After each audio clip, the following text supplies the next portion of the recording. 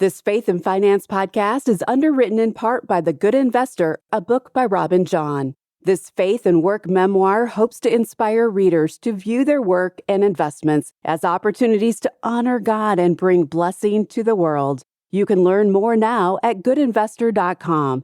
That's goodinvestor.com.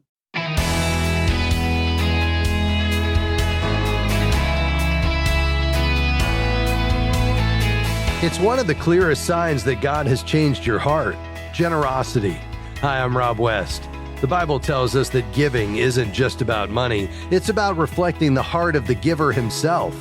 Today we'll hear what godly men and women throughout history have said about generosity and how their words still inspire us to give with joy today. And then we'll take your calls at 800-525-7000. That's 800-525-7000. This is Faith and Finance, biblical wisdom for your financial journey. Well, the Bible paints a rich picture of generosity, one that reaches far beyond money. Jesus told his followers, whoever has 2 tunics is to share with him who has none, and whoever has food is to do likewise. In other words, generosity begins with compassion, a willingness to meet the needs right in front of us. The Apostle Paul builds on that idea, reminding us that true giving flows from the heart. Each one must give as he has decided in his heart, not reluctantly or under compulsion, for God loves a cheerful giver. And Psalm 112 ties generosity to righteousness itself, showing that it's not just something we do, it's a reflection of who we are when our hearts are aligned with God's character. That truth has inspired countless believers throughout history to think deeply about what it means to live open-handed before God. Here are 10 timeless quotes on generosity that remind us why giving is central to a life of faith. C.S. Lewis, the beloved author of the Chronicles of Narnia and the Screwtape Letters, answered the question, "How much should I give?" with this response: I do not believe one can settle how much we ought to give. I am afraid the only safe rule is to give more than we can spare. John Wesley, the 18th century preacher and founder of Methodism, offered this memorable encouragement: do all the good you can, by all the means you can, in all the ways you can, in all the places you can, at all the times you can, to all the people you can, as long as ever you can. Generosity transforms ordinary possessions into eternal blessings. A.W. Tozer, a 20th century American pastor and theologian, explained it this way: any temporal possession can be turned into everlasting wealth. Whatever is given to Christ is immediately touched with immortality. We know that everything we have belongs to God, and He calls us to use what He provides to bless others. Evangelist Billy Graham emphasized the link between our view of money and our relationship with God, saying, "Tell me what you think about money, and I will tell you what you think about God, for these two are closely related. A man's heart is closer to his wallet than anything else." Well, what about our motives for giving? Author and theologian Evelyn Underhill reminds us that generosity begins in worship. The spirit of adoration is the spirit of generosity, for worship is giving. Randy Alcorn, the author of The Treasure Principle, explains how giving reshapes our priorities. Giving affirms Christ's lordship. It dethrones me and exalts Him. Generosity flows from a heart transformed by God's love. St. Augustine of Hippo, a 4th century theologian, described giving, what he called charity, as a virtue that connects us to God.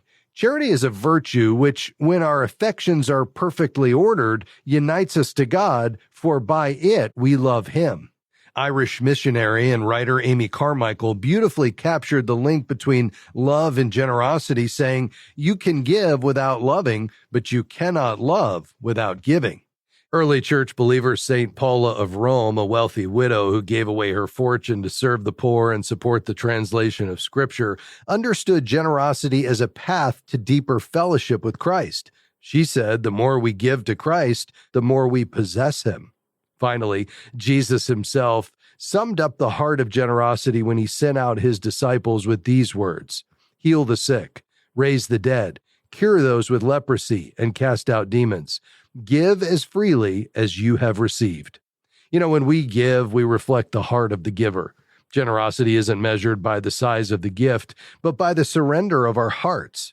Every time we open our hands, we echo the love of Christ, the one who gave everything for us. At FaithFi, we love helping you live that out, integrating your faith and finances for the glory of God. That's what each issue of our Faithful Steward magazine is all about, encouraging you to live wisely, give generously, and see God as your ultimate treasure. You'll receive 4 issues, as well as our brand new devotional, Our Ultimate Treasure, releasing early next year when you become a FaithFi partner by December 31st. Learn more at faithfi.com/partner. That's faithfi.com/partner. All right, your calls are next. Stick around.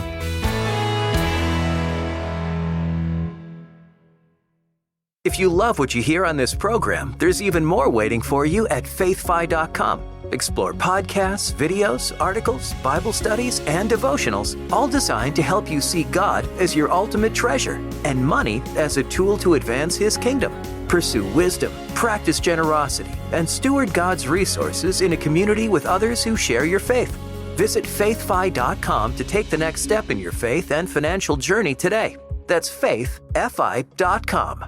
Wondering who Faith and Finance recommends as a banking partner that aligns with Christian values? It's Christian Community Credit Union. When you open a high-yield checking, savings, or Visa cashback card, you'll help advance the gospel when making everyday transactions. Visit faithfi.com/banking and use code FAITHFI when you sign up.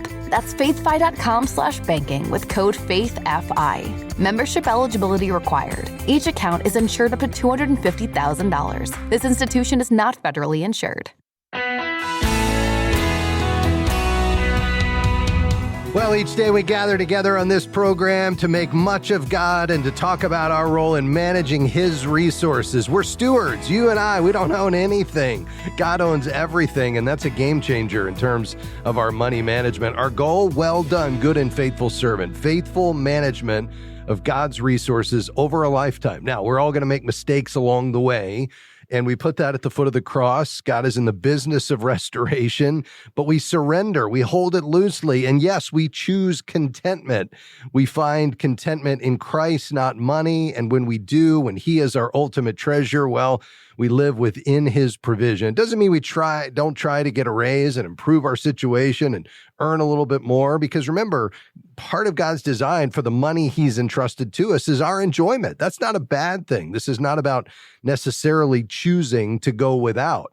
It's really understanding that it's the glorification of God. Bringing God glory through our money management is our ultimate goal. And wow, what a powerful opportunity we have when we give to the causes on the heart of God, when we invest strategically to promote human flourishing and to create a virtuous cycle of economic expansion and flourishing and giving back to the Lord that created all of us. That's the big picture we want to paint each day and encourage you in as you join us on this broadcast. And so let's do that together. And we'd love to hear from you with your questions today. Anything going on in your financial life, whether it's, how do I give wisely? By the way, one of the best ways to give effectively is through a donor-advised fund. If you don't have one or you don't know what it is, think of it like a charitable checking account. As soon as the money hits that charitable checking account, you've given it away. You get an immediate tax deduction. And by the way, you don't just have to put cash in it. You could put stocks that have appreciated. You could put real estate, a piece of business, piece of art, livestock, you name it. It can go into the donor-advised fund, and then it can be sold in there without generating any capital gains on the appreciation, and then you can gift it out. You make grants, and your donor-advised fund sponsor then sends the check. Well, we recommend the National Christian Foundation. You can open what they call a giving fund in less than 3 minutes. Just go to faithfi.com/NCF. By the way, National Christian Foundation is the oldest and biggest in this space, founded by, among others, Ron Blue, Larry Burkett. Know those names? They started it, and more than $21 billion has flowed through there to churches and tens of thousands of Christian ministries. It's amazing. So consider opening your giving fund, basically a donor-advised fund here before the end of the year. Just head to faithfi.com/NCF. All right, we're going to begin taking those calls and questions today. We do have some lines open, so if you've got a question, you want to talk about paying off debt, giving wisely, investing for the future. What about gold? It's kind of running crazy right now. Should you have an allocation of gold in your portfolio? Any of those questions and more. 800-525-7000. That's 800-525-7000. All right, let's dive in. Louisiana is where we're starting today. Regina, how can I help you? Yes, I was calling because I am trying to work with an attorney right now, and this is the second one. I'm redoing my will, and I want my daughter to have my house when I pass away, and she's on SSDI. What do you recommend for me to do? Because I keep getting different opinions as to what to do from these attorneys, and I'm just not sure. It's like they're not both saying the same thing. They're talking about a trust, but I want to hear what you have to say because I love listening to y'all. Well, thank you. And let me just start by saying I'm not an attorney, but I would love to talk you through kind of how most people think about this. So what you want to try to avoid is putting the house in your child's name now.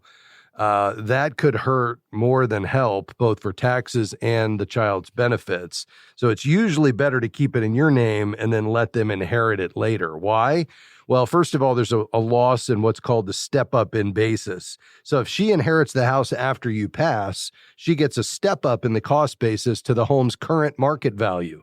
That means when she sells, she'll likely owe little or no capital gains, or only on the appreciation from the point of your passing and the current market value to whatever she sells it for years later.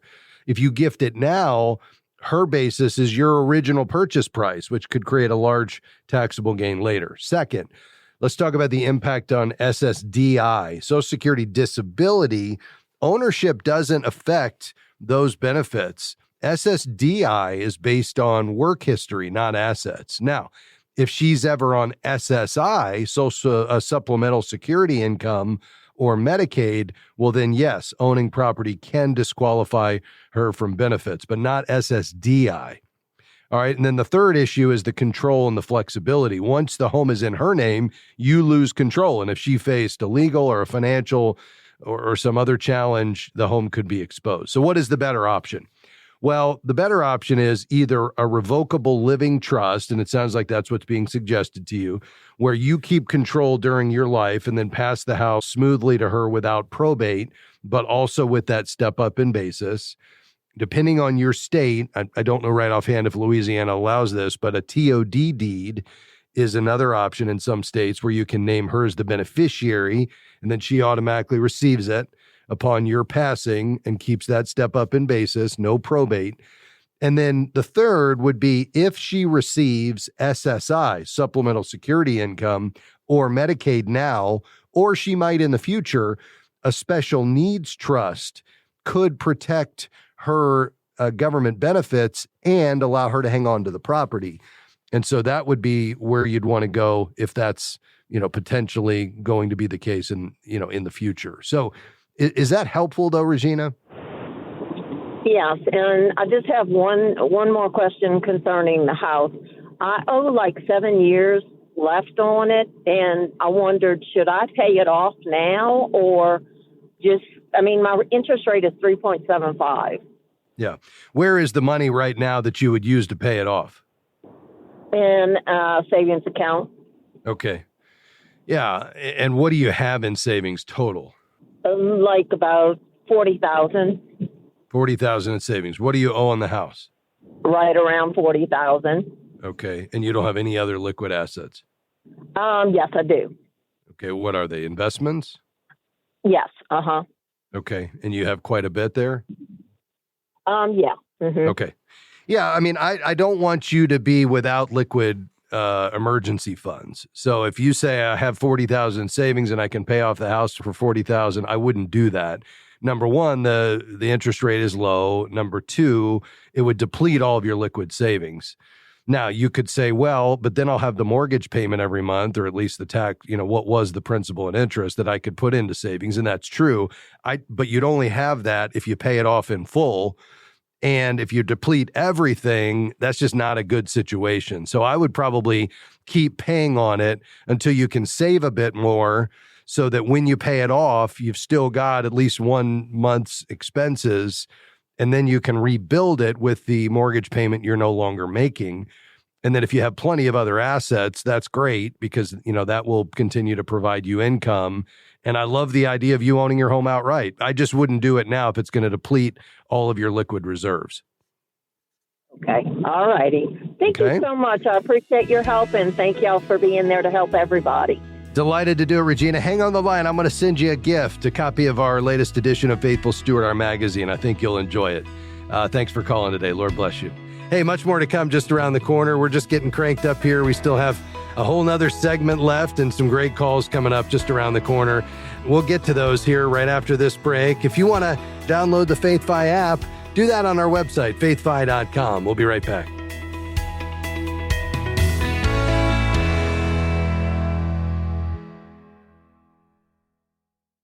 Faith in Finance is thankful for support from The Good Investor, a book by Robin John.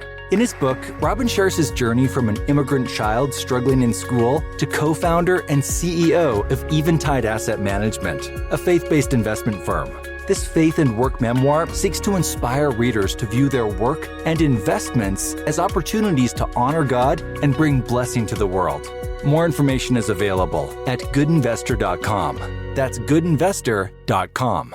You're young. You don't go to the doctor that often, yet health insurance is still so expensive. If your health insurance costs too much, maybe you should switch to an affordable alternative. Take charge of your healthcare with Christian Healthcare Ministries. CHM offers programs starting under $100 per month. Check off the affordable box on your list and get back to what you really love, running your business or caring for your kids, and have peace of mind while doing it.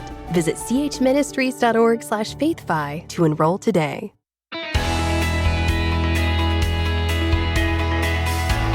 Great to have you with us today on Faith and Finance. I'm Rob West. We're taking your calls and questions here.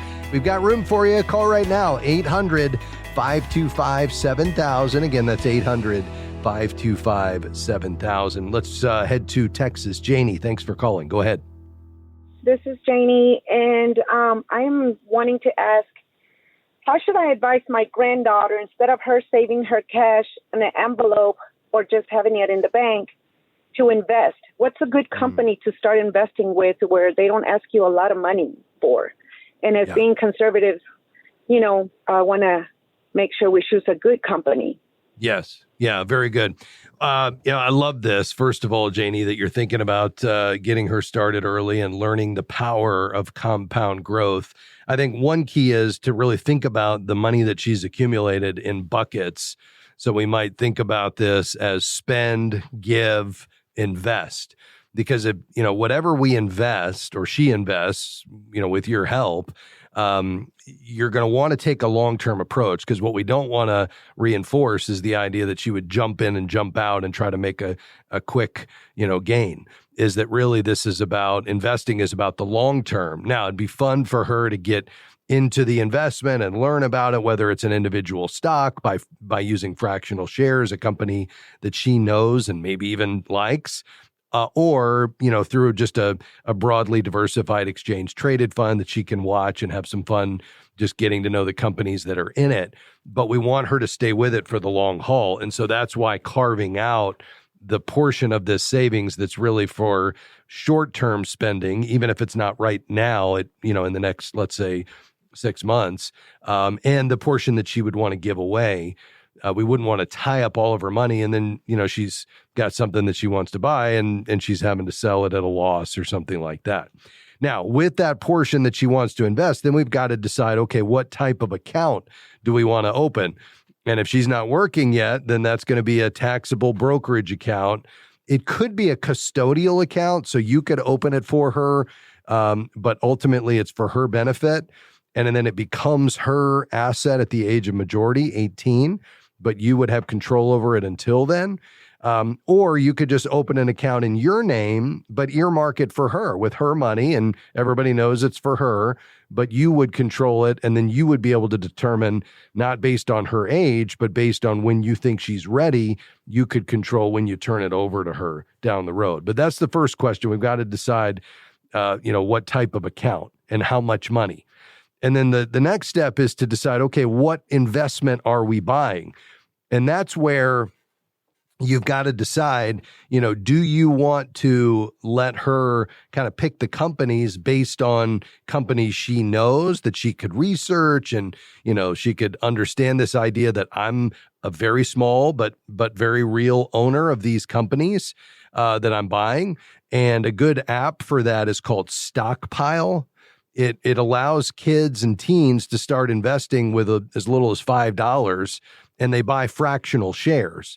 And then you, again, would act as the guardian because it would be a custodial account. And, she could have some fun picking those investments.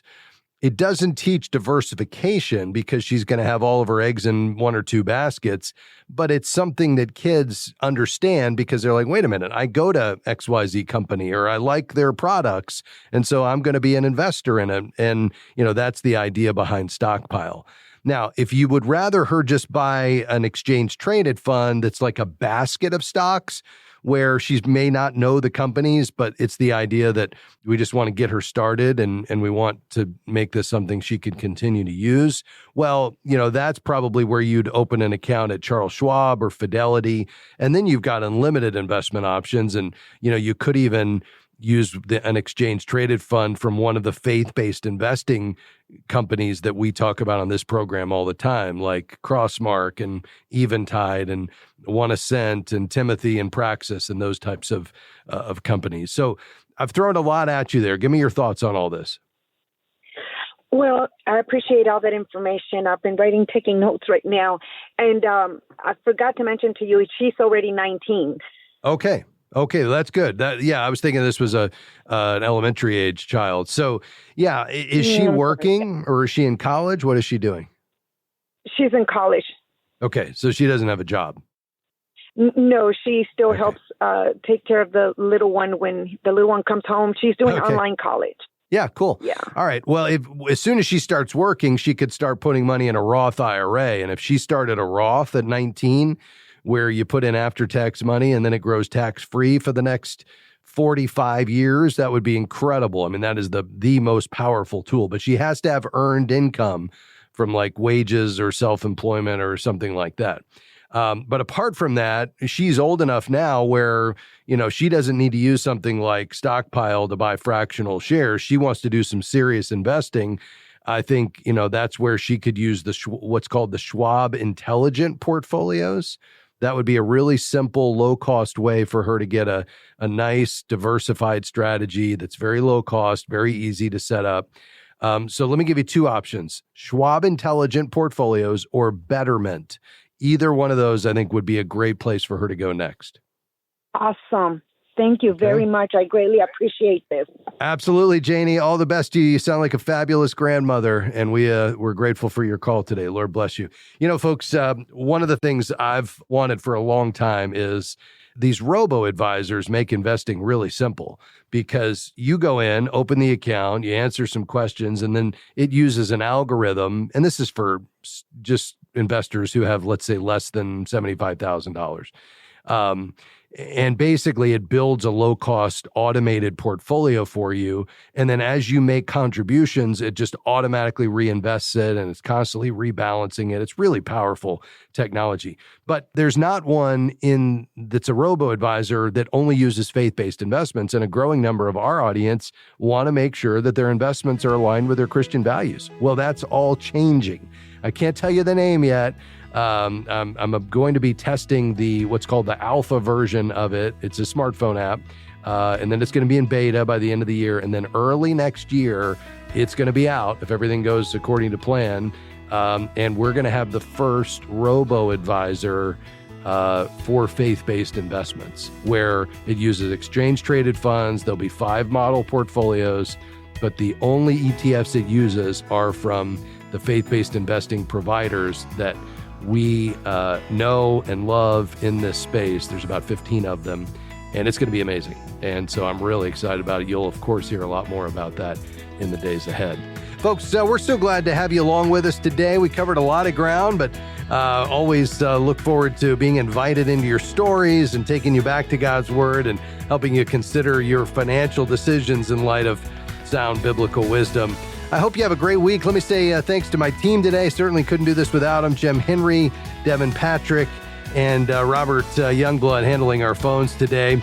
Here on Faith and Finance, we want to bring you God's wisdom for managing your financial decisions. You can learn more and listen to our broadcast archives when you head to faithfi.com. In the meantime, may the Lord bless you, and we'll see you next time. Bye-bye. Faith and Finance is provided by FaithFi and listeners like you.